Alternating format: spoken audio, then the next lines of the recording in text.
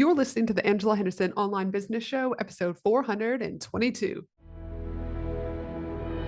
Hey there, you amazing human, and welcome to the Angela Henderson Online Business Show, the podcast that is designed for female entrepreneurs who want to make more money in a way that is in alignment for them.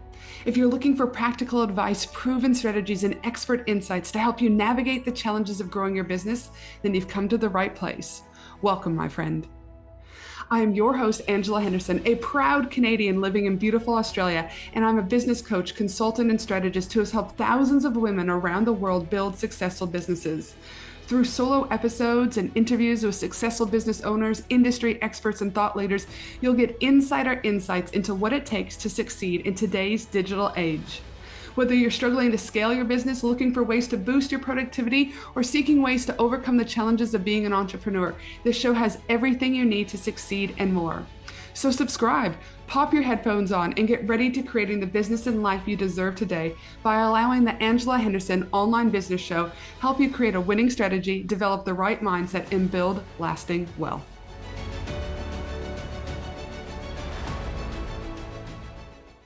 Hey there, you amazing human, and welcome back to another awesome podcast episode with me, your host, Ange from Angela Henderson Consulting, where I'm a business consultant, podcaster, and speaker helping thousands of women around the world scale their businesses. And speaking of scaling, today is an episode I know will hit home for many of you because we're talking about something that doesn't get enough airtime, and that is how to scale your business without burning out. Now, we hear a lot about growth, about scaling and making more money, hiring more people, launching bigger programs, and reaching new markets. But what we don't hear as much about is what it costs when we chase growth at the expense of our well-being, our energy, and our joy. So in this episode, I want to share what I've learned, both personally and from working with thousands of women in business, about scaling sustainably, about building with intention and not sacrificing your life in the process. So let's jump in. Now, scaling has a bit of a reputation, and sometimes it's not necessarily defined. So let's first start with defining scaling, because a lot of burnout starts with a misunderstanding of this and what it actually is, how it works. Scaling, again, doesn't mean to do more. It doesn't mean to work harder.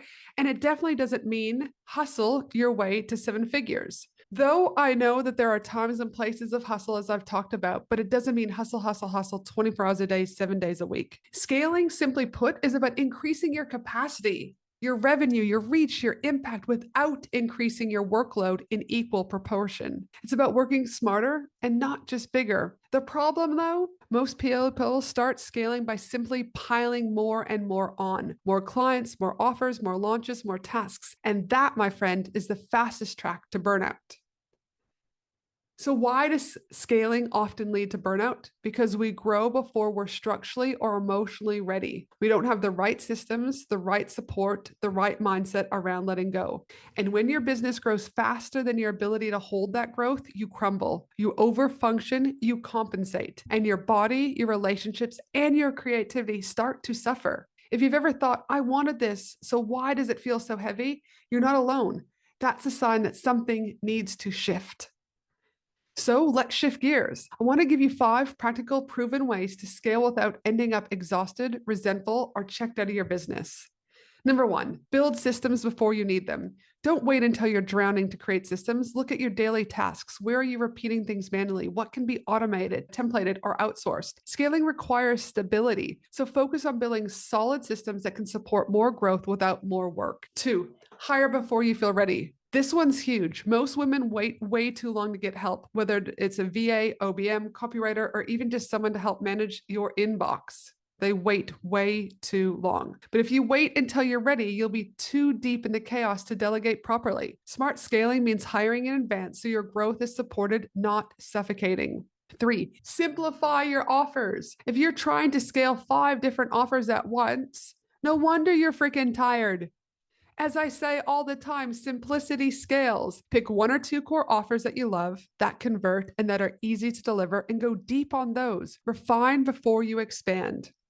4, protect your energy like a CEO. Your time and energy are your most valuable assets. But if your calendar is full of reactive tasks, constant meetings, and no white space, you're not operating like the CEO of a scalable business. Create boundaries, have CEO days, schedule thinking time, planning time, and rest, just like you schedule your calls. Scaling doesn't come from being busy, it comes from being strategic. 5, redefine success on your own terms. This might be the most important one. Scaling without burnout starts with a deep understanding of what you actually want, not what Instagram tells you, not what your competitors are doing, not what the business books say. What does success look like for you? How do you want to feel while you're building? You don't need to chase someone else's version and their dreams for your growth. You get to build a business that fuels you, not drains you. I'll be honest, I've hit burnout more than once in my business journey back when I started back in 2010. The first time I was trying to do it all: serve clients, manage, admin, market, constantly raise my first child, get pregnant through IVF with another one, grow a brand. And I told myself, this is just what success feels like. But that's not true. When I finally got the right support, when I simplified my business, trusted others, and let go of needing to control every detail, everything changed. I grew faster, I felt better, and I started loving my business. So if you're in a season of scaling, but you're starting to feel the cracks forming, this is your sign to slow down and realign. Here's the truth, my friend. Sustainable growth is available to you. You don't have to choose between success and sanity. You can build a business that scales and supports your health, your family, and your joy. Start with structure, invest in support, and don't wait until you're exhausted to ask, is there a better way?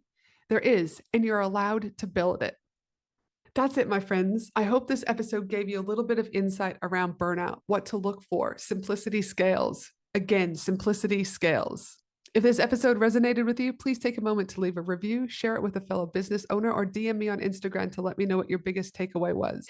And if you're ready to scale without burnout and you want support building the systems, offers, and strategy to do it, reach out. You can head to angelahenderson.com.au, send me an email, info@angelahenderson.com.au, say I'm ready to scale, Ange. But now have a beautiful day, no matter where you are in the world. And I look forward to you again joining me next week for another awesome episode of the Angela Henderson Online Business Show. Bye for now.